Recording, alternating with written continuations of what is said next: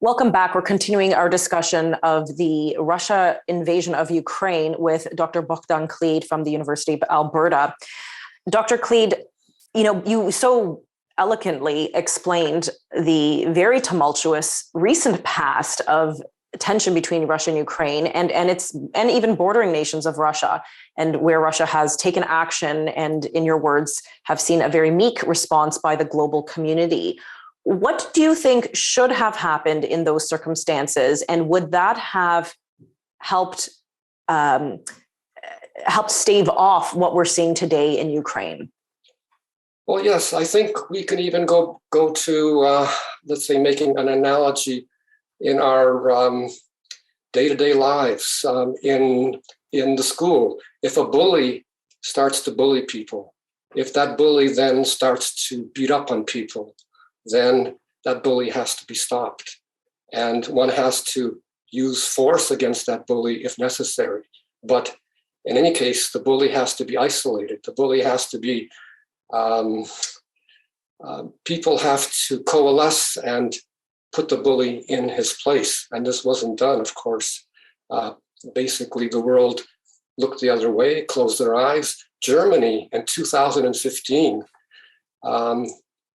made a deal with Russia at the time to build that gas pipeline. And one can scratch one's head and say, well, how could they do that after Russia had basically invaded Ukraine and was conducting a slow motion war against Ukraine from 2014 until the war became a hot war just a few weeks ago? Well, you mentioned the gas pipeline, and this is interesting because we did a whole show on, I guess, the world's reliance on Russian oil and gas. And if I could pull it delicately, I guess Germany is probably the biggest culprit of being the most reliant, or one of the most reliant countries, really close to Russia, physically in its proximity. You mentioned 2014, and again, that's when the annexation or the takeover of Crimea occurred. And you're right. Right after that, Germany struck a deal. Aside from putting boots on the ground, from foreign governments putting their own troops in Ukraine, which may or may not be welcome by Ukraine at this moment, that's for another discussion. Well, go ahead. Yeah. Well, let me just answer your question with another question. Why didn't the West impose sanctions earlier? Why weren't these penalties on Russia brought to bear when it invaded Georgia, or when they bombed Aleppo in Syria, or even earlier in 1999, 2000? Why was the world so willing to look the other way? I mean, this is the question that we have to pose to ourselves. Well, why do you think that the world didn't? Why do you think that the United States, for example, didn't introduce sanctions with Crimea, for example, or Aleppo, or with Georgia? Well, I think that they deluded themselves. They thought that they could treat the Russian leadership as they would the leaders of other countries, where they could, find some sort of a compromise. There were attempts to reach some sort of a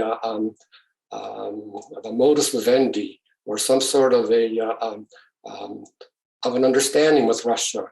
But again and again, the actions of Russia did not match the words. And we saw, leading up to this invasion, the Russian authorities were just lying. And we've seen lie after lie after lie. And this is almost incomprehensible that the Western leadership did not seem to comprehend where this was all going to head. So now in 2022, they have introduced sanctions. Are they effective?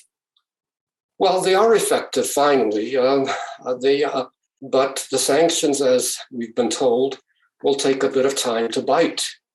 And of course, the Russian people themselves have to realize that their country is being led by a war criminal, basically a monster.